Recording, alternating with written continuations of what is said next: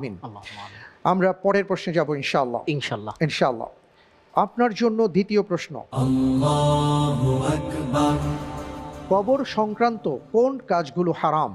এ, কবর স্বাভাবিকের চেয়ে বেশি উঁচু করা। বি, কবর পাকা করা এবং চুনকাম করা। সি, কবরের উপর ঘর নির্মাণ করা এবং বসা। ডি, উপরের সবগুলো।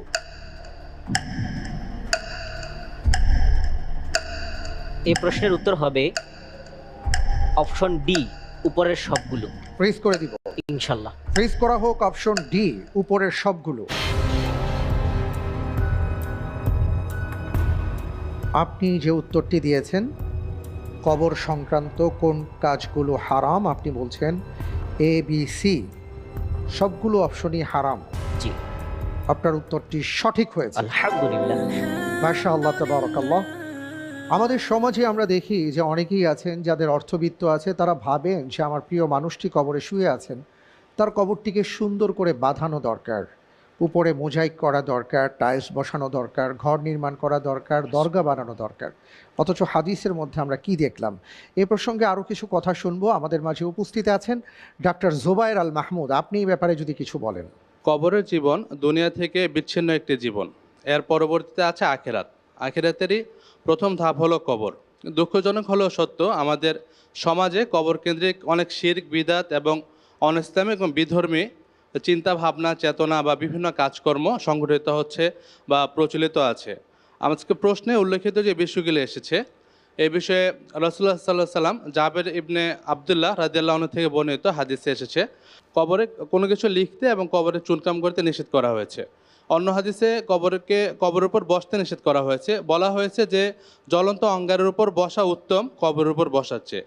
আমরা সমাজে দেখতে পাই যে কবরে যে ব্যক্তি শায়িত আছেন তাকে কেন্দ্র করে আমাদের অনেক আয়োজন করা হয়। অনেকে, আল্লাহ মাফ করুন আমাদেরকে, কবরকে উদ্দেশ্য করে সিজদা করে থাকে, যা স্পষ্ট শিরক।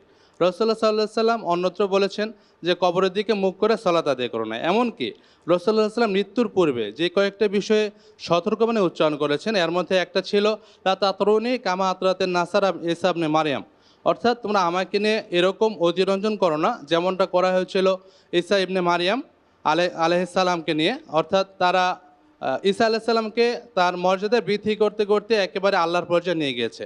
নাউজুবিল্লাহি মিন যালিক। আমাদের এই ক্ষেত্রে বিশেষ সতর্ক থাকা উচিত। পাশাপাশি কবরে পুষ্পস্তবক অর্পণ করা, কবরের কাছে গিয়ে নীরবতা পালন করা সবই অনইসলামিক প্রথা। আমাদের মনে রাখা উচিত আমরা কবরে জিয়ারত করতে যাই, কেননা এটা আমাদেরকে মৃত্যুর কথা স্মরণ করিয়ে দেয়। পাশাপাশি আমরা কবরবাসীর জন্য দোয়া করি, এটা কবর যার জন্য দোয়া করা হচ্ছে তার উপকারে লাগবে।